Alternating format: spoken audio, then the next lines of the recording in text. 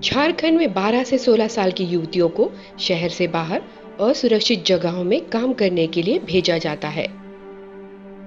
आंकड़े ये भी बताते हैं कि 10 में से 9 आदिवासी लड़कियां जिन्हें घरेलू काम के लिए झारखंड के सुदूर गांवों से दूसरे राज्यों में भेजा जाता है, वे यौन शोषण का शिकार होती हैं। और उनमें से कुछ कभी भी वापस नहीं आती। कुछ लड़कियां अतिवादी वामपंथी दल में शामिल होती हैं। ऐसे दलों में उनका शोषण शाश्वत है।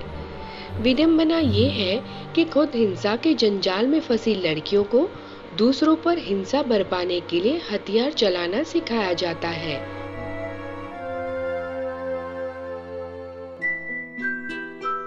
ये हिंसात्मक रवैया उनके सीखने और आगे बढ़ने की प्रेरणा एवं मुख्य धारा की आर्थिक गतिविधियों में हिस्सेदारी को बाधित करता है। साथ ही गरीबी से त्रस्त परिवारों और युवतियों की आदर्शवादी धारणाओं को दूषित करता है। ये स्थिति लंबे समय तक महिलाओं के लिए घातक साबित होगी, खास तौर से आदिवासी महिलाओं के सशक्तिकरण के लिए। इसीलिए उद्योगिनी ने झारखंड में खुद जाकर किशोरियों की महत्वाकांक्षा और संघर्ष को समझने का प्रयत्न किया। उद्योगिनी ने खूंटी और रांची जिले के आकलन के दौरान पाया कि युवतियों को 3 तरह से शोषित किया जाता है। 1.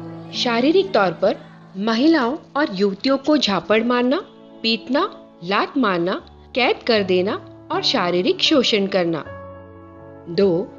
मानसिक तौर पर महिलाओं पर ताने कसना, अपमान और तिरस्कार करना। 3. व्यवहारिक प्रतिबंध महिलाओं की वित्तीय, शैक्षणिक और स्वास्थ्य संसाधनों तक की पहुंच को प्रतिबंधित करना। इस आकलन से कुछ चौंकाने वाले परिणाम सामने आए। 12 से 14 वर्ष की 22% लड़कियों को शारीरिक शोषण का सामना करना पड़ा। वहीं 14 से 16 वर्ष की 45% किशोरियों को मानसिक प्रताड़ना का और 16 से 18 वर्ष की 80% युवतियों को विनियामक प्रतिबंध का सामना करना पड़ा था।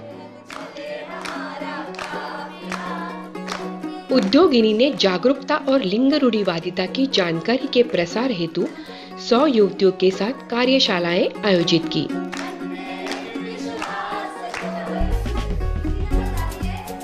जिसमें लिंग आधारित हिंसा के बारे में बताया गया।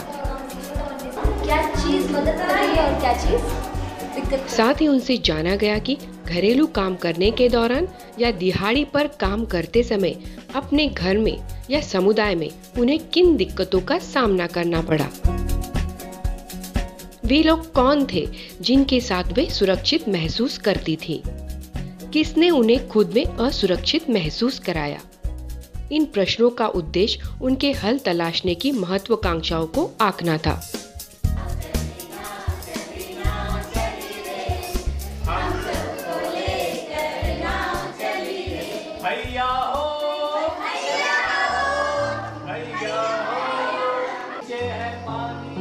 कार्यशाला के दौरान चित्रकारी के जरिए हमने लड़कियों से उनकी महत्वाकांक्षाओं को जानना चाहा। हमने उनकी माताओं से अपनी पुत्रियों के बारे में विचार बांटने को कहा, जिन्होंने अपने बड़े भाई बहनों को तस्करी में खोया था या अतिवादी दल में। उन्होंने हमेशा परिवार के साथ रहने की महत्वाकांक्षा को दर्शाया। कुछ ने वर्दी वाला बनने की इच्छा जाहिर की, जिसका झारखंड में दोनों ही मतलब हो सकते हैं, कानून के साथ या उसके खिलाफ। उनमें से ज्यादातर ने नर्स या परिचारिका, बालवाड़ी, आंगनवाड़ी, शिक्षिका, कार्यकर्ता और स्कूल टीचर बनना चाहते हैं। कुछ ने बताया कि उनका सपना विमान चालक बनना है। कुछ का राज्य से बाहर जाकर पढ़ाई करना।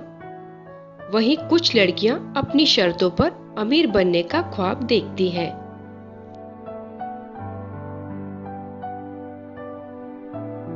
हमने महसूस किया कि लड़कियां सूचित विकल्पों को अपनाने हेतु न सिर्फ लिंग आधारित हिंसा से जूझ रही हैं, बल्कि भविष्य बनाने हेतु व्यावसायिक मार्गदर्शन की कमी के साथ साथ परिस्थितिवश भी भ्रमित हो रही हैं।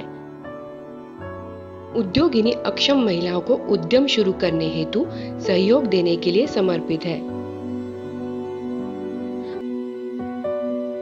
हमारा मानना है कि जब तक आज की लड़कियां अपनी रुचि और अधिकारों का प्रयोग करना नहीं सीख जाती, तब तक कल की महिलाएं सशक्त नहीं होंगी और हमारा उद्देश्य पूरा नहीं होगा। हम इसके हल के लिए एक रणनीति तय करना चाहते हैं, जिसमें महिलाओं के जरिए इन लड़कियों को सूचित विकल्प और प्रशिक्षित भविष्य सलाहकार उपलब्ध हो। राष्ट्रीय स्तर पर शहरी तथा ग्रामीण क्षेत्रों की आदर्श महिलाओं की कहानियों से वे प्रेरणा ले पाएं। साथ ही दिन ब दिन सामने आने वाली बाधाओं को समझकर उसका हल निकालें और उनके लिए प्रशिक्षण केंद्र खोले जाएं।